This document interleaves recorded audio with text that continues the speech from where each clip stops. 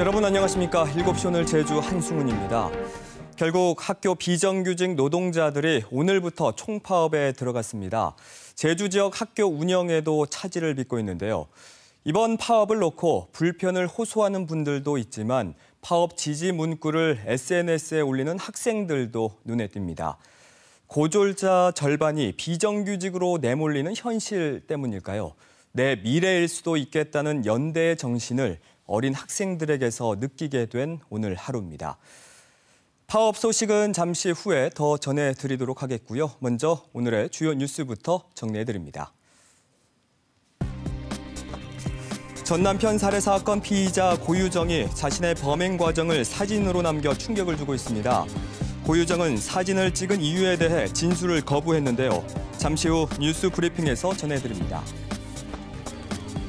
민선 7기 1주년 기획으로 마련한 생방송 특별대담. 잠시 후 이성문 제주도교육감과 이야기 나눠봅니다.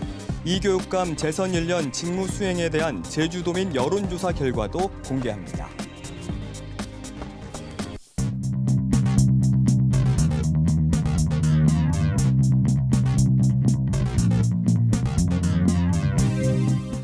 시청자 여러분 안녕하십니까? 오늘 하루 뉴스를 정리해드리는 뉴스브리핑 송보련입니다. 오늘 첫 뉴스 학교 비정규직의 총파업 소식으로 시작합니다. 급식 조리사 등 학교 공무직 노동자 500여 명이 오늘부터 총파업에 돌입하면서 학생들 급식 공급에 차질을 빚었습니다. 아이들은 빵과 우유, 도시락으로 점심을 해결했는데 교육 당국과 노조는 여전히 접점을 찾지 못하고 있습니다. 파업의 첫날 표정 허지영 기자가 취재했습니다. 제주시 한 초등학교의 급식실. 학생들로 북적여야 할 점심시간대지만 텅 비었습니다. 급식 조리실무사 8명이 일손을 놓았기 때문입니다. 조리실무사를 포함해 도내 학교 무기계약직 노동자 500여 명이 처우 개선 등을 요구하며 총파업에 돌입해 73개 학교의 급식이 중단됐습니다. 빵과 우유, 도시락 등으로 급식을 대신했지만 학부모들의 걱정은 큽니다. 많이 걱정되죠. 많이 걱정되죠. 애들이 그래도 집에서 그냥 간단하게 먹고 나오는데 점심 함께 먹어야 되는데 그래도 안 먹고 그러니까. 하지만 노조와 교육청은 여전히 접점을 찾지 못하고 있습니다. 노조는 구급 공무원 80% 수준의 임금과 법에 교직원으로 명시해 줄 것을 요구하고 있지만 교육청은 예산 확보와 법 개정의 어려움을 들고 있습니다. 노조의 돌봄교사와 급식조리 실무사의 근무시간 연장 요구에 교육청은 교섭 대상이 아니라는 입장입니다. 노조는 정부와 교육청의 행동을 촉구했습니다. 공정임금제 대통령이 약속하고 교육감들이 약속한 겁니다. 이성만 교육감도 그랬습니다. 5일까지 예고된 파업. 노조와 교육청이 교섭의 난항을 겪으면서 일선 학교와 학부모들의 걱정은 커지고 있습니다. KBS 뉴스 허지영입니다. 전 남편 살인사건 피의자 고유정이 자신의 범행 과정을 사진으로 기록한 것으로 확인됐습니다. 검찰은 이 사진들을 유의미한 증거로 보고 있는데요. 고유정은 왜 이 사진들을 찍었을까요? 보도에 안서연 기자입니다. 지난 5월 25일 제주도 내 한 펜션으로 전 남편과 아이를 데려간 고유정. 검찰은 이날 저녁 8시 10분쯤 고유정이 수면제 성분인 졸피뎀이 든 음식물을 전 남편에게 먹인 뒤 살해한 것으로 추정했습니다. 이유는 고유정의 휴대전화에서 확보한 사진들 때문입니다. 저녁 8시 10분을 가리키는 벽시계와 현관문에 가지런히 놓인 전 남편의 흰 운동화. 같은 시각 카레가 묻은 그릇들과 졸피뎀을 넣어간 분홍색 파우치가 널브러져 있는 싱크대도 찍혔습니다. 검찰이 고유정의 사진에서 단서를 찾게 된 건 현 남편의 진술 때문입니다. 검찰은 현 남편으로부터 고유정이 중요한 행동을 사진으로 남기는 습관이 있다는 진술을 확보해 사진 3장을 유의미한 증거로 특정했다고 밝혔습니다. 나머지 한 장은 고유정이 완도행 여객선을 타고 제주를 빠져나가던 5월 28일 저녁에 찍은 사진입니다. 이날 저녁 8시 54분 여객선 5층 갑판에 덩그러니 놓인 검은색 여행용 가방을 찍은 건데 30여 분 뒤 이 가방에서 검은 봉지 5개를 꺼내 바다에 버린 고유정의 모습이 CCTV에 포착되기도 했습니다. 경찰 조사에선 이 여행용 가방에서 혈흔이 검출되지 않았지만 검찰은 국가수의 재감정을 의뢰했습니다. 검찰은 고유정에게 이 사진들을 찍은 이유를 물었지만 고유정은 기억이 파편화돼 있다며 끝까지 진술을 거부했습니다. 내가 이 범행이 발각되지 않을 것이라는 자신감 때문에 사진을 찍었을 것으로 보이지만 결국은 그것이 본인의 발목을 잡는 증거로서 역할을 했기 때문에 사실은 실패한 기억 저장이다라고 볼 수 있겠죠. 제주지방법원은 오는 15일 살해와 사체 손괴 은닉 혐의로 기소된 고유정의 공판 준비기일을 열고 쟁점을 정리할 예정입니다. KBS 뉴스 안서연입니다. KBS 제주방송총국이 도민 민심을 듣기 위해 진행한 여론조사 3번째 시간입니다. 오늘은 5년째 교육행정을 이끌고 있는 이성문 교육감에 대한 업무 평가 결과를 김가람 기자가 정리했습니다. 집권 2기째 1년을 지낸 이성문 교육감의 업무 수행에 대해 도민의 생각을 물었습니다. 이 교육감의 업무 수행에 대한 긍정평가는 45.3%, 부정평가보다 17.4%포인트 높았습니다. 지난 4월 KBS 여론조사와 비교하면 긍정평가는 비슷했지만 부정평가가 5%포인트 올랐습니다. 이성문 교육감이 지난 1년 동안 이룬 가장 큰 성과를 묻는 말에는 잘 모르겠다는 응답이 49.3%로 가장 높았습니다. 학생 인권이 17.4%, 일선 교육 현장과의 소통 15.7%, 학력 향상 6.7% 순으로 뒤를 이었습니다. 이성문 교육감이 지난 1년 동안 미흡했던 분야로는 마찬가지로 잘 모르겠다는 응답이 46.6%로 가장 높았고 일선 교육 현장과의 소통 18.2%, 교직원의 권익 14.5%, 학력 향상 11.2% 순으로 나타났습니다. 이번 여론조사는 KBS 제주방송총국이 여론조사 전문기관 디오피니언에 의뢰해 지난달 27일과 28일 만 19살 이상 도민 842명을 대상으로 유선과 휴대전화로 시행했으며 표본 오차는 95% 신뢰 수준에 플러스 마이너스 3.4%포인트, 응답률은 15.5%입니다. KBS 뉴스 김가라입니다.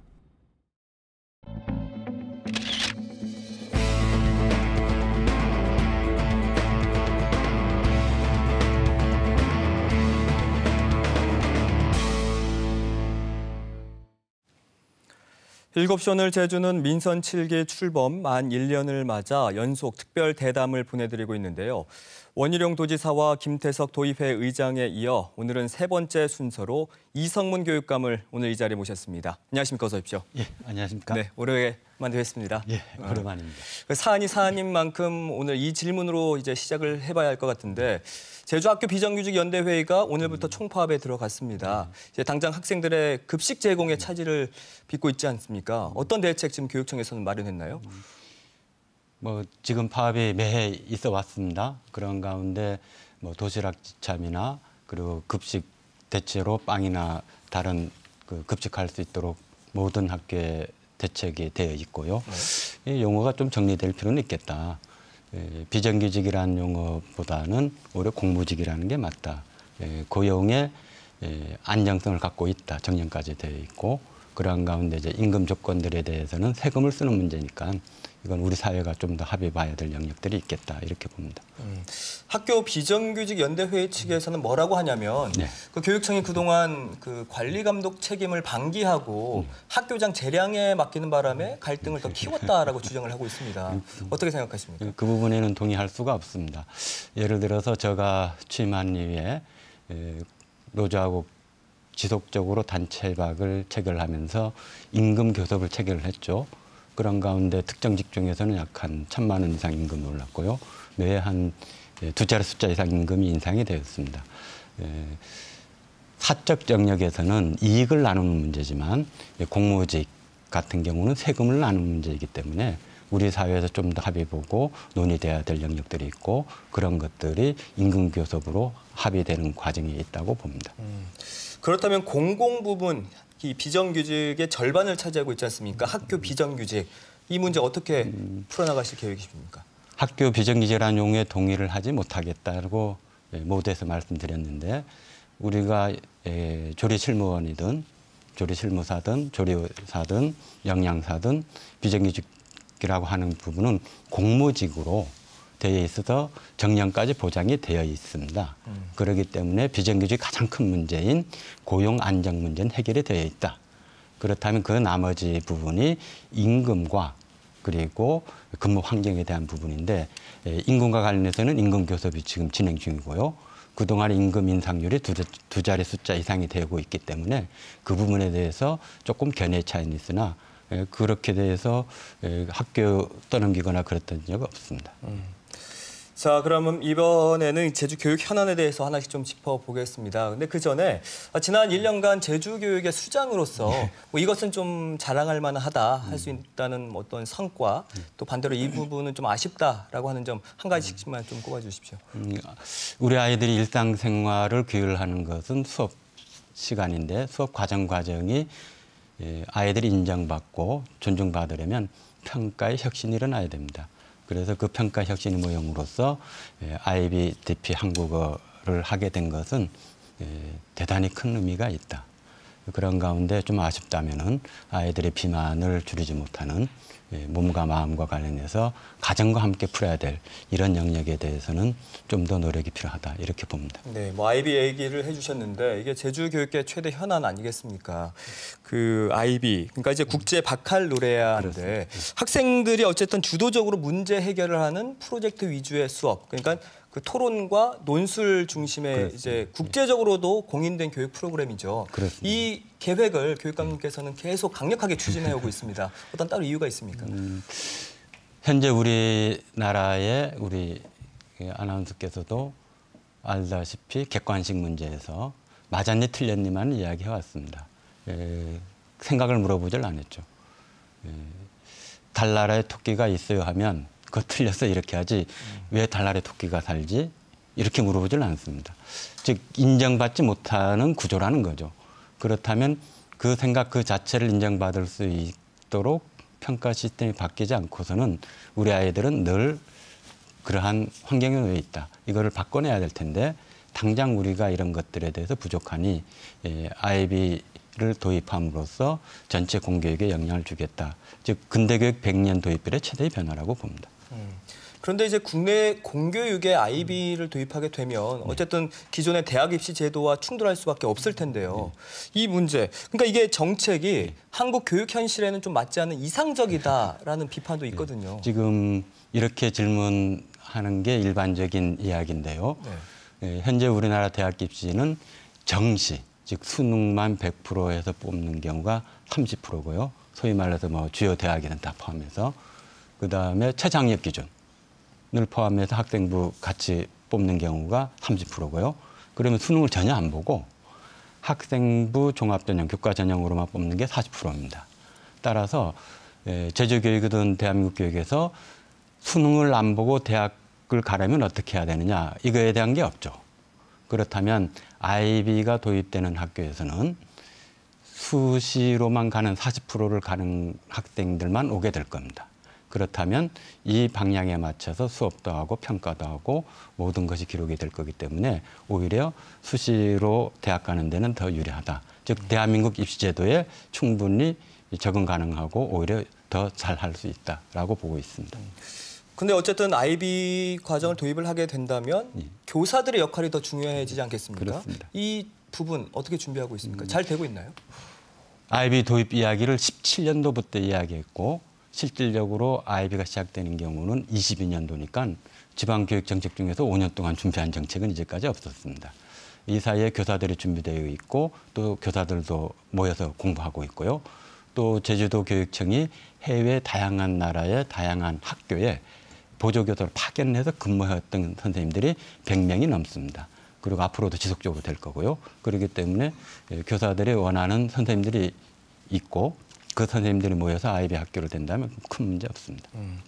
그리고 또 이제 그 연합고사가 폐지가 되지 않았습니까? 근데 연합고사가 폐지가 되고 내신 중심으로 운영이 되면서 또 혹에 뭐 여론에서는 또 이게 사교육이 더 증가하는 게 아닌가 그런 여지를 준 게 아니냐 이런 비판도 있더라고요. 어떻게 생각하십니까?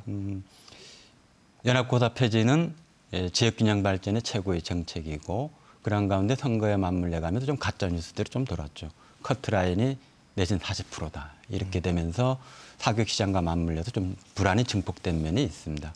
그래서 처음 이렇게 한 60% 전후에서 커트라인이 정해져 있는데 아마 앞으로도 이 전후에서 플러스 마이너스 뭐 2, 3% 이내에서 조절이 될 텐데 이렇게 되면서 사교육에 대한 것과 불안 심리가 맞물려서 증폭이 되었는데 앞으로는 이런 부분들이 점차 안정이 돼가면 이런 부분들은 점차 축소될 거라고 봅니다. 그 실제로 사교육 시장이 더 커진 건 아니다라는 말씀이신 거죠? 현실적으로 통계상으로는 중학교 사교육이 늘어난 건 맞습니다.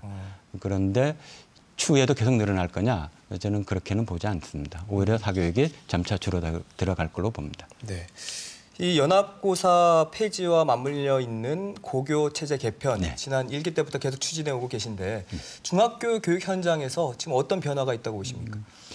가장 중요한 것 중에 하나가 지역 균형 발전에 기여하고 있다. 과거 같으면 읍면 지역에서 동지역으로 흘렀던 흐름이 확연히 줄었습니다. 그래서 오히려 읍면 지역 학교들이 오히려 규모가 갑자기 커지면서 시설 확대 투자를 해야 되는 이런 상황이 있고요. 제주시 동지역 내에도 특정 학교 쏠림 현상들이 가까운 학교로 가는 이러한 흐름들은 잡혔다고 봅니다.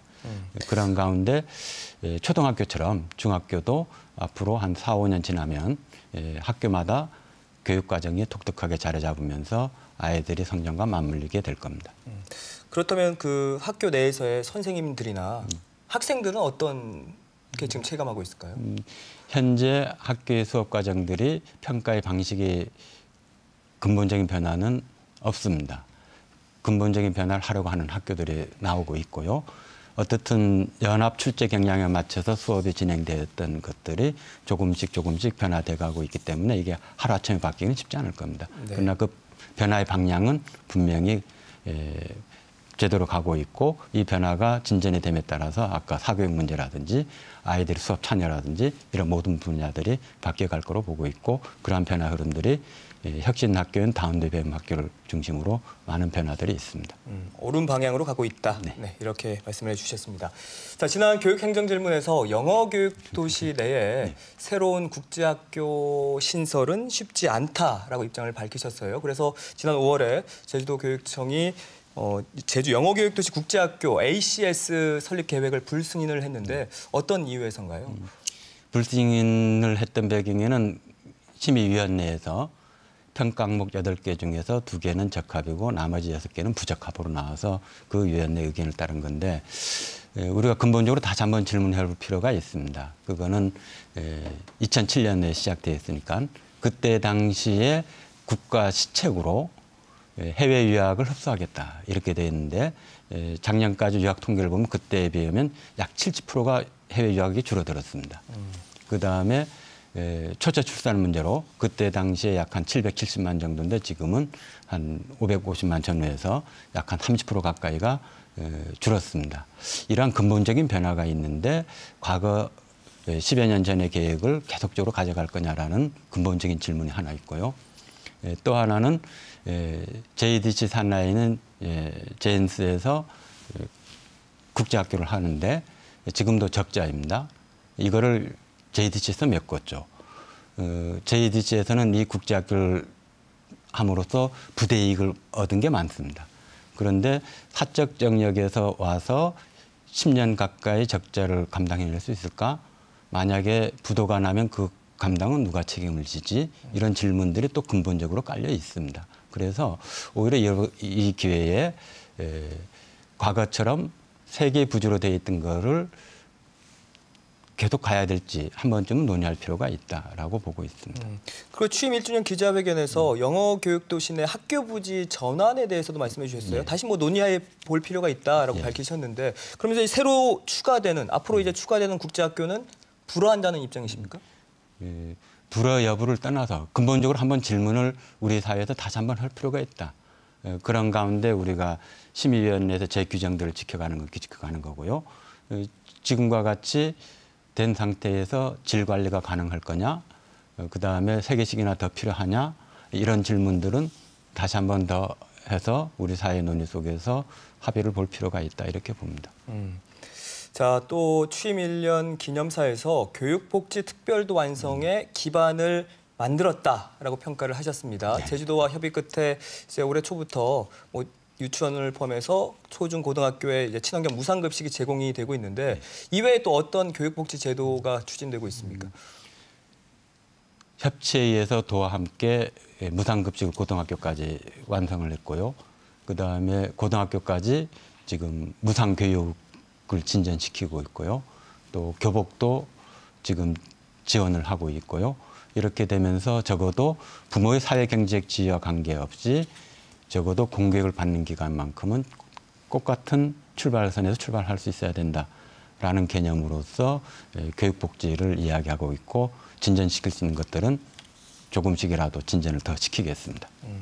그럼 이번에는 유치원 문제를 한번 좀 짚어볼까요? 네. 최근에 그 병설 유치원이 점점 더 확대가 되고 있는데 그럼 단설 유치원의 경우는 지금 어떻게 추진이 되고 있습니까? 우리가 단설 유치원이라면 유치원만 있는 건데 사립 유치원들은 다 단설 유치원입니다. 네네. 단설 유치원이 없는 게 아니죠. 공립에서까지 단설 유치원이 필요하냐?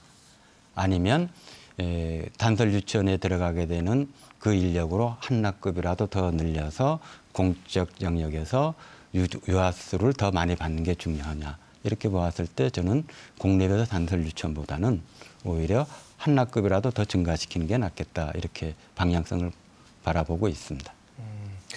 학교 폭력 문제 이 부분도 짚어봐야 할 것 같은데 통계상으로 보면은 제주의 학교 폭력은 뭐 감소세로 보인다라고 나와 있어요. 근데 학생들의 체감도는 좀 달라 보이거든요.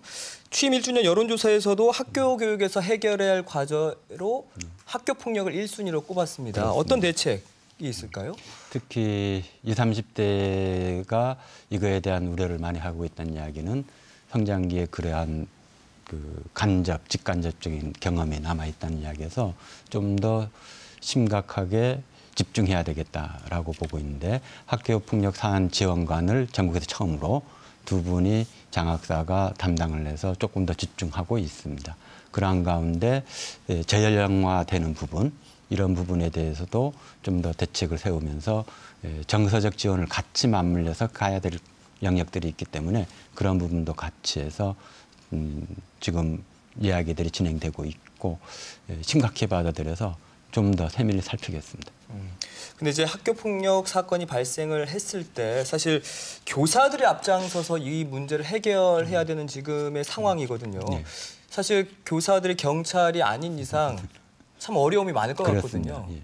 지금 뭐 법적으로 되어 있는 것들을 절차를 전부 거치는데 교사들이 그런 부분에 대한 어려움들이 있어서 아까 학교폭력 사안 지원관이 그런 부분을 좀 전담할 수 있도록 하고 또 전담 변호사가 있고 이런 부분에 있어서 학교에서 하는 많은 절차들을 점차적으로 지원청과 교육청으로 가져올 수 있는 것들은 가져오려고 하고 있습니다.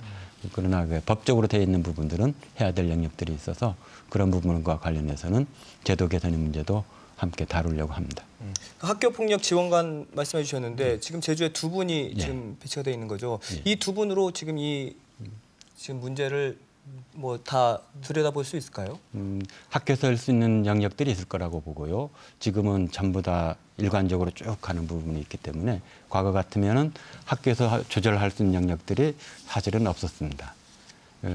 모든 절차를 해야 되기 때문에. 그런데 규정과 법이 조금 바뀌어서 학교에서 조절할 수 있는 영역이 있기 때문에 학교에서 조절을 하고요. 학교에서 조절을 하지 못할 사안들을 이제 두 분이 1차적으로 하는 거고요. 그 위에 다시 또 도차원 교육청 차원에서 해야 될 영역들이 있을 거고 1차적으로 전혀 없었던데 두 명이 일단 투입이 된 거고요. 네. 그렇다면 여기서 더 필요하다면 인력을 더 충원할 수도 있고 지금 적절히 그 과정들을 지켜보고 있습니다. 인력 충원에 대한 가능성은 있는 건가요? 일단 들여다봐야죠. 이 진행 상황에서 처음 하는 일이기 때문에. 네, 알겠습니다. 두 명의 인원을 확보하는데도 쉽지는 않습니다. 그리고 참 또 안타까운 얘기를 해야 될 텐데 지난 2017년이었죠. 안타깝게 숨진 고 이민호 사건 이후에 그렇죠. 현장 실습에 대한 개선 요구가 지금 계속 나오고 있거든요. 근데 뭐 크게 달라진 게 없다. 이런 비판이 나오고 있습니다. 그때 가장 우려했던 게 서로의 권한과 책임이 있습니다. 학교에서는 안전교육을 잘 시키고 실습을 잘 할 수 있도록 기능을 높여주는 그런데 실습관, 실습처에 대한 안전에 대한 책임은 사실은 학교나 교육청이 책임질 수 있는 영역이 아닙니다. 이쪽은 고용노동부에서 예를 들어서 근로감독관, 산업안전관리관 이쪽에서 책임을 져야 될 영역이죠. 그런데 이 모든 것들을 교육청에서 감당하라. 이거 불가능합니다. 가장 우려했던 상황이 현장의 상황은 바뀌지 않고 현장 실습만 줄여버리는 이게 반복돼 왔으니까 현재는 그런 상황이죠. 우리가 이렇게 보면 일상이 취하는 경찰이 그다음에 일상에서 안전은 119가 한다면 내 근무처의 안전은 근로감독관하고 산업안전지원관 해줘야 됩니다. 이러한 부분을 교육청이 하거나 권한도 없고 들어가서 지시할 수도 없고 가벌관계로 보면 의리입니다. 그런데 현장의 산업체 현장의 안전이 바꾸는 것을 우리 사회가 같이 요구하고 그 권한을 갖고 있는 공무원들이 제 역할을 할 수 있도록 하고 필요하면 충원을 해줘야 됩니다. 그런데 교육청에서 그럼 그거를 요구를 하고 있습니까? 예, 그런 것들을 요구도 하고 이야기를 하고 있죠. 네네. 그런데 교육청 힘만은 안 되죠. 교육청에서 감당할 수 있는 요구를 한다면 아까 두 가지 영역을 이야기했습니다. 안전에 대한 철저한 더 교육, 네. 그다음에 바로 실습에 현장에 취업했을 때 취업에 필요한 기능이 습득. 이 부분은 교육청이 책임지고 꾸준히 노력도 하고 더 많은 비난이 있으면 수용도 하고 가는데 현장에 대한 안전은 교육청의 권한이 아니고 또 이거를 교육청에 다시 책임 온다고 해서 할 수 있는 일도 아닙니다. 그래서 이러한 의제가 있을 때 우리가 다시 한번 그 권한과 책임을 분리해서 다시 한번 깊이 들여다볼 필요는 있다. 이렇게 봅니다. 교사들 사이에서 교권이 추락했다. 교사로서 자존감을 찾을 수 없다라는 하소연을 많이 하고 있더라고요. 교권 추락의 원인 어디에 있다고 보십니까? 우리 사회 교육 시스템에 가장 큰 문제들이 결집되어 있다고 봅니다. 하나는 뭐 입시 위주의 문화, 또 하나는 부모와 교사 간의 교육에 대한 신뢰의 문제, 그다음에 또 하나는 아이들이 좀 정서적으로 안정이 안 돼 있는 이런 상황에서 나타내는 부대낌, 이런 각각의 영역들이 있는데 저 역시 1기에 단 한 명의 아이도 포기하지 않겠습니다 하고 난 다음에 2기에서는 아이 한 명 한 명이 존중받는 제주교육, 즉 학교 폭력이든 중도 탈락이든 일정한 수준에 가니까 더 이상 줄어들지 않는 것은 일상에서 우리 아이들이 인정받고 존중받지 못하다. 그래서 평가 혁신을 들고 나왔습니다. 그렇게 해서 아이들이 이야기를 할 때 그것 자체를 인정해 주는 것. 즉 달나라에 토끼가 살아요 할 때 그 자체로 인정해 주는 것. 여기서 출발하는 것.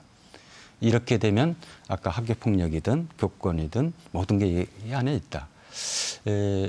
그런 가운데 구체적으로 발생한 경우에 대한 대책은 교권을 확실히 세야 교육예산권 제대로 해줘야 될 거고요. 이러한 내용적 소프트웨어는 장기적이면서 단기적으로도 꾸준히 해나갈 예정입니다.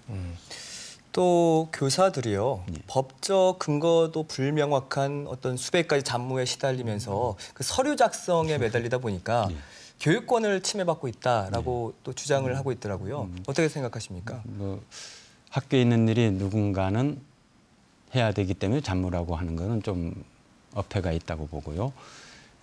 이제까지 교육 중심 시스템, 아까 평가 혁신을 하기 위해서는 교사가 기존보다 3, 내지 5배 정도의 일이 많으니 이거를 지원해 주기 위해서 행정 지원이 혁신이 일어나야 된다. 그리고 관리자들이 리더십 혁신이 있어야 되겠다. 이렇게 해서 3대 혁신을 가져서 지금 진행하고 있는데요. 교육 중심 시스템 되거나 혁신 학교인 다운대 배움학교에서는 교사가 수업만 할 수 있는 구조로 만들어 놨습니다. 그리고 행정을 지원하는 전담 교사나 전담 실무사나 또 일부는 지원청에서 가져올 수 있는 것 가져오는 것, 이러한 것들이 다양하게 진행이 되면서 올해 내년쯤 되면은 어느 한쪽으로 좀 모아질 거라고 보기 때문에 선생님들이 적어도 지금 초중까지는 많은 부분들이 해결됐다고 보고요. 네. 지금 고등학교 부분들이 좀 남아 있고, 그런데 이 부분에 있어서 조금 더 인력 채용의 문제, 이런 부분들이 있어서 좀 더 검토되는 사안들이 있습니다. 네.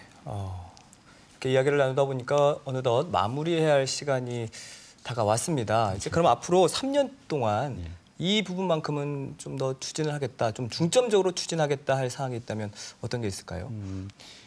IB 도입과 관련된 평가 혁신을 중심으로 한 리더십 혁신, 행정 지원 혁신과 더불어서 교육복지 특별도에 대한 완성을 위한 노력들을 해나가겠습니다.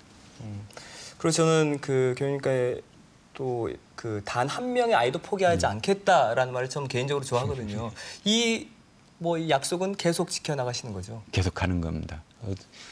한 아이의 삶이 바뀐다는 것은 그 아이 평생의 삶이 바뀌고 우주가 바뀌는 거기 때문에 진짜 한 명 한 명이 우리 아이들을 소중하게 여기고 존중받고 인정받았으면 합니다. 네, 알겠습니다. 앞으로 남은 임기 동안에도 우리 아이들이 늘 안전하고 또 질 좋은 교육을 받을 수 있도록 애써주시기 바라겠습니다. 바쁘신 와중에도 오늘 나오셔서 고맙습니다. 예, 고맙습니다. 네.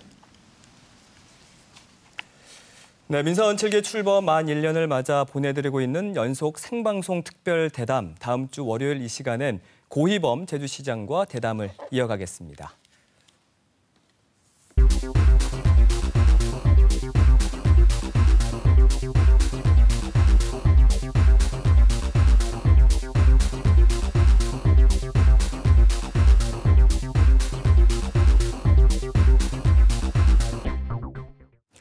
제주 오름은 마을을 잉태하고 목축업의 근거지가 됐으며 또 항쟁의 거점 역할을 하기도 했는데요. 자연이 준 최고의 선물인 오름을 지키며 그 아름다움을 알리는 분이 있습니다. 제주에만 있는 특별한 직업인 오름 매니저로 인생 산모작을 일구고 있는 변현철 씨를 탐나는 사람에서 만나봤습니다. 크고 작은 오름이 옹기종기 얼굴을 맞대고 있는 구좌읍 송당리. 이곳에서도 특히 산책하기 좋은 아부 오름에서 오늘의 주인공을 만났습니다. 안녕하세요. 반갑습니다. 이 아부 오름, 오름 매니저, 오름 매니저거든요. 이게 한번 쭉 둘러보는데 1.5km밖에 안 됩니다. 가장 속살을 본다 그러죠. 오름의 속살을 본다 그럽니다. 그래서 때묻지 않는 완전 비에 있는 오름이 쭉 펼쳐져 있습니다. 그 동부지역의 9개 오름을 관리하고 있습니다. 이 오름 자체에서 훼손된 부분이 없나 그 보존 관리하고 정비도 하고 관리도 하고 해설도 하고 이렇게 하고 있는 업무를 하고 있습니다. 자연을 느끼며 여유롭게 올라갈 수 있는 아부 오름. 하지만 그 정상에서 볼 수 있는 풍경은 결코 흔한 경치가 아닙니다. 삼나무가 둥글게 감싸고 있는 산궁부리는 한 폭의 그림과도 같은데요. 매일매일 오름 곳곳을 꼼꼼히 살피며 시설을 정비하는 변현철 씨. 이렇게 오름 매니저란 오름의 자연 환경을 관리하고 그 특별한 가치를 지켜나가는 일인데요. 소나무 걸려서 이게 탐방에도 위험하겠는데 이게. 이번 바람에 이게 꺾어졌구만. 그는 총 9개의 오름을 관리하고 있는데요. 제주에서 두 번째 인생을 준비하며 이 직업을 만나게 됐습니다. 어머니도 연로하셔가지고 어머니도 모실 겸 해가지고 제주도 내려왔습니다. 내려왔는데 마침 이 오름 매니저 공개 채용이 있어가지고 난 특히 산을 좋아합니다. 그래서 전국 산을 많이 다녀봤고 그래서 자연을 좋아하다 보니까 신청을 해서 이렇게 이 업무를 하게 됐습니다. 번듯한 대기업을 다니다 IMF의 직격탄을 맞고 시작한 여행업. 그는 여행 상품을 개발하며 80개국을 누볐습니다. 은퇴 후 또다시 성공적인 인생 산모작을 위해 오름 매니저란 직업을 시작했는데요. 나이라는 숫자에 연연해하지 않고 늘 새로운 도전을 이어갑니다.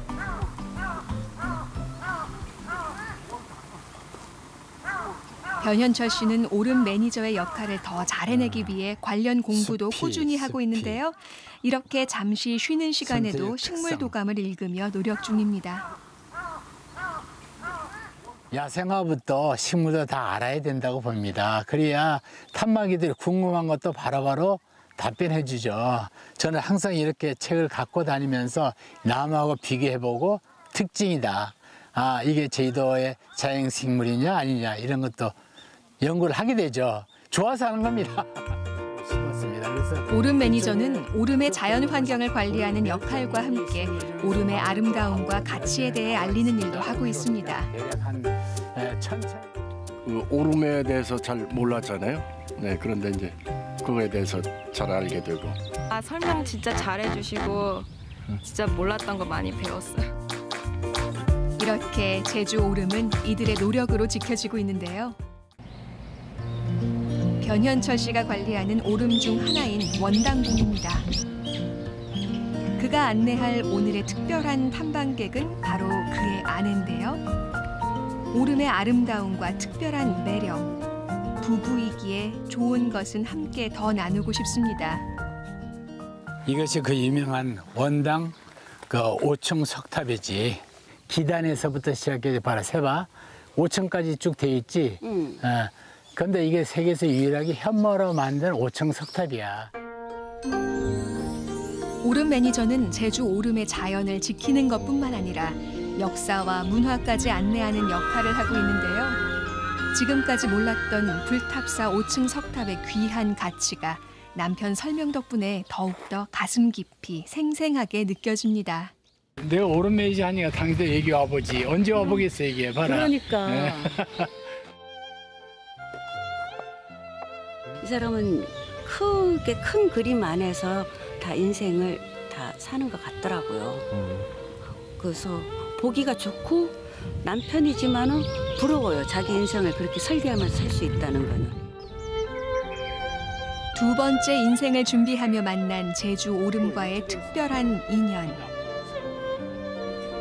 이렇게 변현철 씨 부부는 주말이면 이곳을 함께 걷고 느끼며 그 아름다움을 나누는데요.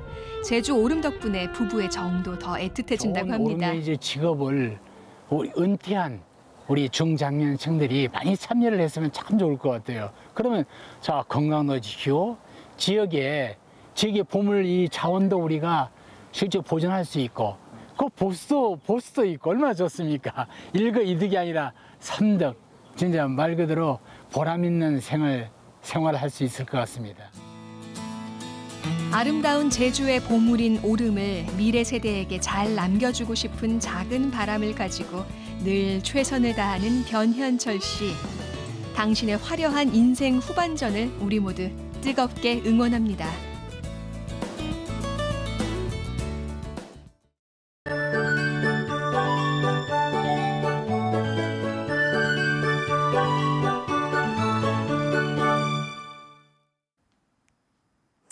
오늘 장마전선의 영향으로 남부 지역에는 약한 비가 내렸고 그 밖의 지역은 대체로 흐렸습니다. 내일부터 금요일까지는 대체로 맑은 날씨가 이어지겠는데요. 내일은 종일 맑은 날씨 속에 오늘보다 더 덥겠습니다. 낮 기온이 다소 올라 최고 28도까지 예상되는데요. 낮 동안 강한 햇볕도 내리쬐겠습니다. 피부가 따갑게 느껴질 수도 있어 자외선 차단제를 꼼꼼히 바르시고 선글라스와 모자 등으로 자외선 차단을 잘 해주셔야겠습니다. 현재 하늘에 구름이 많이 지나고 있지만 내일은 청명한 하늘을 볼 수 있겠는데요. 공기질은 보통 수준을 유지하며 바깥 활동하기도 무난하겠습니다. 내일 지역별 날씨 살펴보겠습니다.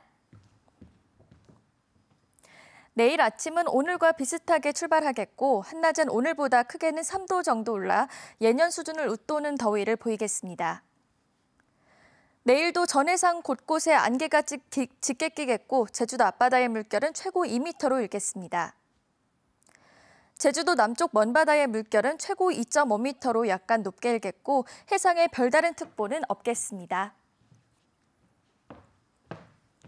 주간 날씨입니다. 다가오는 토요일 오후에 장맛비가 올 것으로 보이고요. 다음 주 중반에도 또 한 번 비가 오겠습니다. 날씨였습니다. 어제 이 시간에 출연한 김태석 제주도의회 의장이 11일 임시회 본회의에 보전지역관리조례 개정안을 상정하겠다고 밝혔습니다. 제주 제2공항 추진과 관련해 큰 변수로 떠오르게 됐는데요. 잠시 후 KBS 제주 9시 뉴스에서 관련 소식 자세히 전해드립니다. 그리고 민선 7기 1주년 기획뉴스 세 번째 순서로 삶의 질 분야에 대한 평가도 함께 짚어보겠습니다. 많은 시청 부탁드립니다. 7시 오늘 제주, 오늘 준비한 소식은 여기까지입니다. 내일 저녁 7시에 찾아뵙겠습니다. 시청해주신 여러분 고맙습니다.